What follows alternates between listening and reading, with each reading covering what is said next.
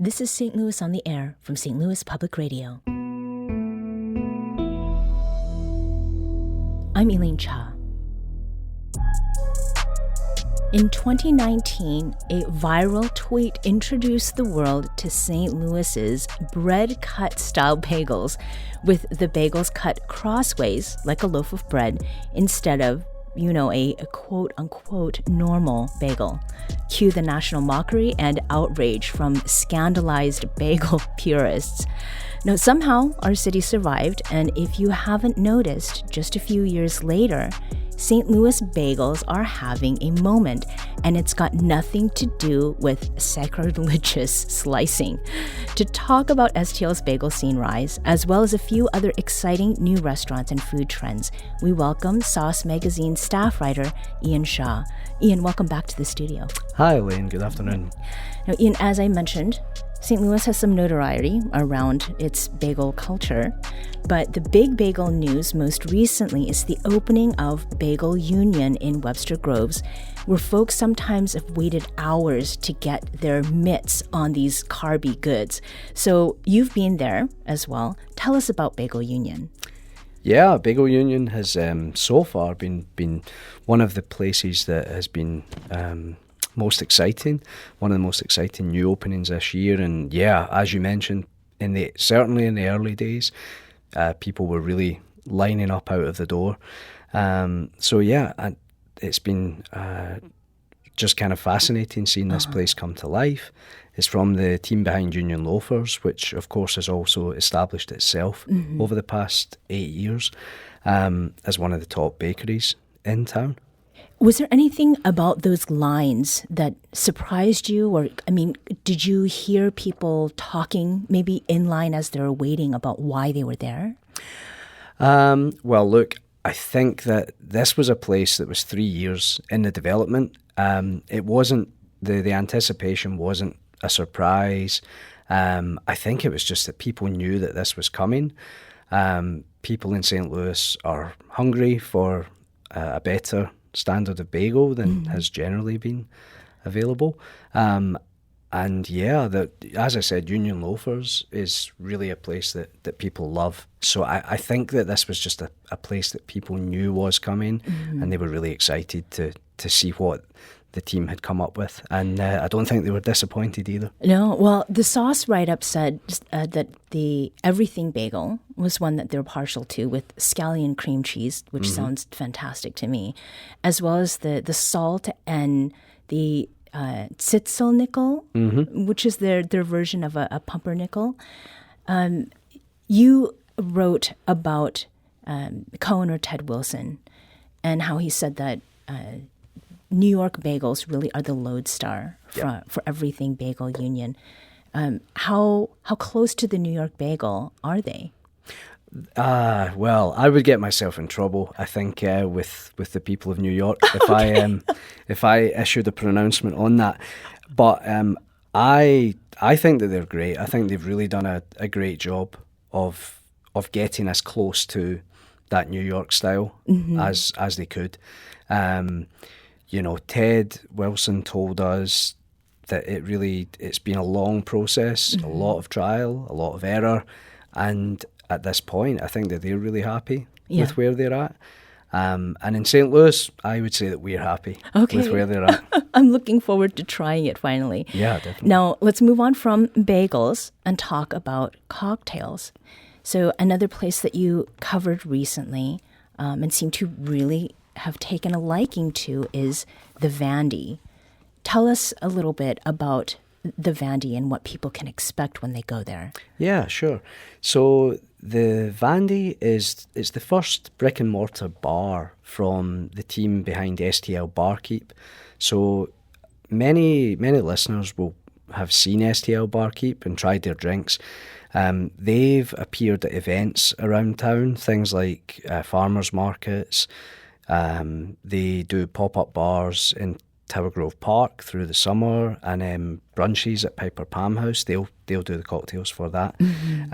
So yeah, they've built a reputation over the last 6 years now for high quality craft cocktails at pop-up bars, and this is their first bar. So the co-owners are Matt and Jess Longville, and the beverage director there is Pat Joya, who's been involved with some really great cocktail bars over the years. It's a beautiful space, first and foremost. It's at 1301 Vandy, just across from Rockwell Brewing. And the space is lovely. It's kind of bright, airy, whitewashed walls, but lots of wood and a few plants, nice lighting. If you go around kind of sunset evening, you get some light streaming through the smoke, through the windows. So it's a really nice atmosphere to enjoy a cocktail, but the cocktails themselves are also of a high quality. The drink list is split into two main sections. There's the classics, and then there's a seasonal list.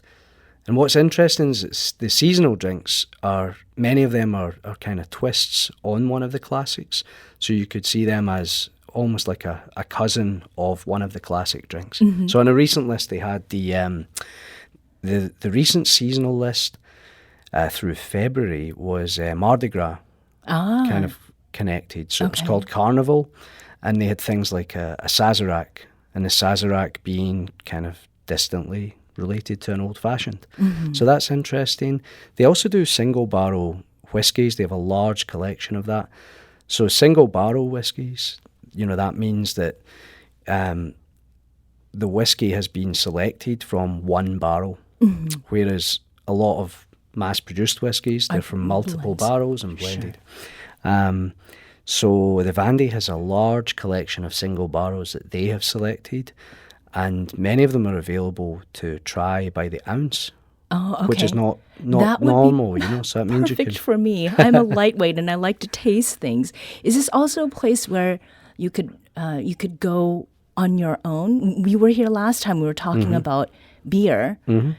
Is the Vandy a place that would be friendly to someone like me, sneaking in there by myself to have a drink? Well, I would think that it would be. Yeah, I mean, you could, you can grab a seat at the bar, and I think that the bar team are people who are really knowledgeable themselves. They're going to be able to advise you and and kind of ask you what flavours you like, and that can get a conversation going. The team there they're interesting people, they're fun people, and very friendly and welcoming. Well, that's a good bonus there. Yeah. Can I also add, Elaine, that the other thing that might appeal to people is that they are really working hard on their non-alcoholic cocktails, which is a big trend at the moment. Yeah. And so that is another option for people who are maybe cutting back or who don't drink alcohol entirely. Yeah. And the non-alcoholic cocktails are really well presented and well crafted. Right. And we've talked about mocktails and zero proof drinks on the show a couple of times, so it's very relevant to what our listeners have heard. Now, moving on from Vandy's interesting options for drinks, there's been an opening that involves a classic, the former Eat Right Diner, an iconic St. Louis joint on Choteau downtown, where generations have ordered coffee and slingers late into the night, and it's even been immortalized in the Humans of St. Louis book. The Eat Right closed for good in 2020. The diner's doors have been reopened by chef and owner Tim Egan, and it's now called Fleur STL. Tell us about Fleur STL. It's more than just Eat Right Diner with fresh paint, right? Yeah. And I think as a disclaimer to any hardcore fans of Eat Right, don't go along expecting Fleur to be, Eat Right reborn and restored exactly as it was. And sadly the Eat Right sign, the iconic sign, is no longer there. Sure. However, what you can expect at Fleur is it's still got a diner feel. The counter is still intact. I think you can fit around something like 13 to 15 people around the counter. So when you go in and take your seat, it's that same diner feel. Kind of cozy. But yeah, Tim Egan he's really kind of put a lot of work into restoring the place and giving it a new feel, which dark green walls, wooden countertop. So it definitely feels a bit more homey. Kind of, you could almost be in someone's home, albeit with a diner counter. Right. So it has a really nice feel. There's a lot of like little flower vases on the counter. What you can expect that would be a throwback to Eat Right is they've still got the slinger. They have diner type items like a double cheeseburger, which is fantastic. Okay. You can get biscuits and gravy, but it is all presented in a slightly more upscale way. And then what Tim's really added is more of a brunch feel. So they always have a seasonal Eggs Benedict. They have deviled eggs, and their most popular item, I believe, is the Brussels sprouts, which are fried with bacon and shallots. So yeah, it's still a diner, but now rather than your coffee being bottomless and kind of poured from a jug, it's a French press, personal. They have brunch cocktails, which at least some of which are served. I think they're pre-batched, and then they're served to you in a little kind of individual bottle for you to pour yourself. So it's great that someone has brought life back to the Eat Right space, because it definitely had a few stops and starts over the last few years of its life. So yeah, it's definitely one to check out. So in this last minute, there's also a new pizza spot for fans of Sicilian-style pizza. Tell us about Lola Jean's Pizza in a small size. Yeah, Lola Jean's Pizza. It's from the same people behind Russell's, so Russell's on Mackland, and Lola Jean's is just a block or two. I think it's just a block or two from Russell's. So it's Sicilian-style pizza. That's a square-edged pizza. You order online. There are 3 windows a week, 3 days a week, which they operate. So you place your order, you get your time slot, you pick up, it's ready for you to eat. You can eat it there if you want. They have some cozy seats. They don't have drinks, there's no table service or anything. Or you can take it home and enjoy it there. And it's a nice, thick crust. The quality of toppings is really the standout feature for me. Oh, and it sounds like something that's perfect for improving weather to eat out of doors as well. That would be a great idea, Lynn. Yeah. Iain Shaw is a staff writer for Sauce Magazine. You can read his latest coverage of St. Louis's new restaurants, bars, diners, and bagels you can cut as you please at home if they make it there at saucemagazine.com. Iain, thank you for being here and for sharing those recs for great new eats in STL. Thanks for having me, Lynn.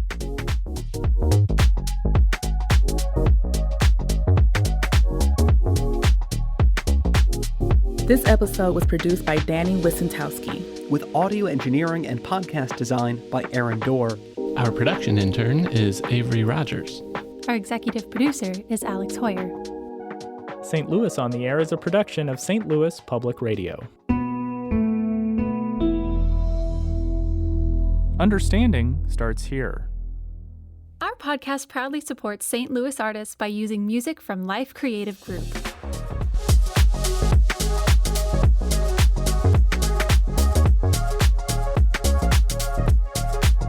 Do you find yourself regularly listening to episodes of St. Louis on the Air?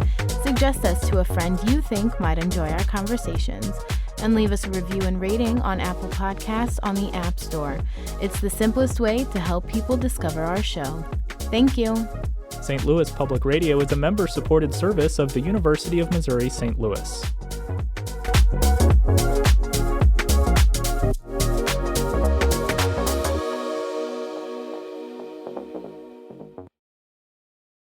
Support comes from the Missouri Forest Products Association, saluting Earth Day on April 22nd with an ongoing commitment to help offset carbon emissions with sustainable harvesting of Missouri forests. Details at choosewood.com.